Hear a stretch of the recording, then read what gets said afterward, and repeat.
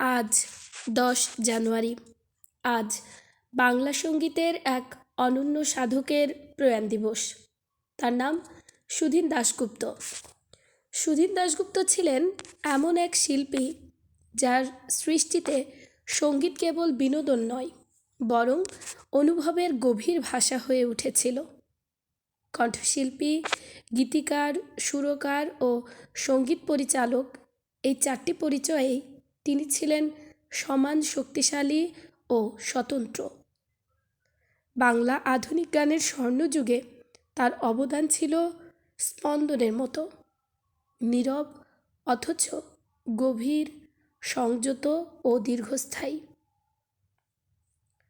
দার্জিলিংয়ের পাহাড়ি পরিবেশে বেড়ে ওঠা এই শিল্পীর সঙ্গীতে প্রকৃতি, প্রেম, বিচ্ছেদ ও জীবনের অনিত্যতার সুর অনায়াসে মিশে আছে। পাশ্চাত্য সঙ্গীতের প্রাতিষ্ঠানিক শিক্ষা এবং ভারতীয় শাস্ত্রীয় সঙ্গীতের গভীর অনুশীলন, এই দুয়ের মেলবন্ধনেই তার সুর তৈরি হয়েছিল এক অনন্য স্বাক্ষর। সেতার থেকে পিয়ানো, এসরাজ থেকে গিটার, প্রায় সব বাদ্যযন্ত্রেই তার সাবলীলতা তাকে করে তুলেছিল এক পূর্ণাঙ্গ সঙ্গীতজ্ঞ। এত সুর আর এত গান, এই একটি গানই প্রমাণ করে তিনি কতটা কাব্যিক ও সংবেদনশীল ছিলেন।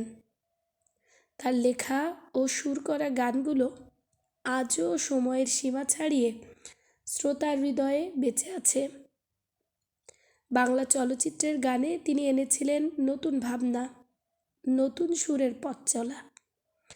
আকাশকুসুম, শঙ্খবেলা, পিকনিক, বসন্ত বিলাপ এমন অসংখ্য ছবিতে তার সঙ্গীত গল্পের আবেগকে করেছে আরও গভীর ও মানবিক।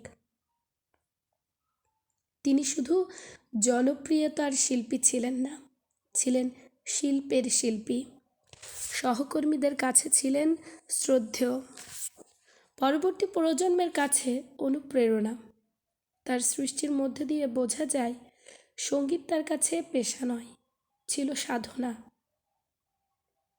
প্রয়াণের 4 দশক পরেও সুধীন দাশগুপ্ত আমাদের সঙ্গীত চর্চায় জীবন্ত। আজ তার প্রয়াণ দিবসে আমরা স্মরণ করি এক নীরব কিংবদন্তিকে, যিনি সুরের ভাষায় আমাদের শিখিয়েছেন অনুভবী সঙ্গীতের শেষ কথা। সুধীন দাশগুপ্তের স্মৃতির প্রতি গভীর শ্রদ্ধা।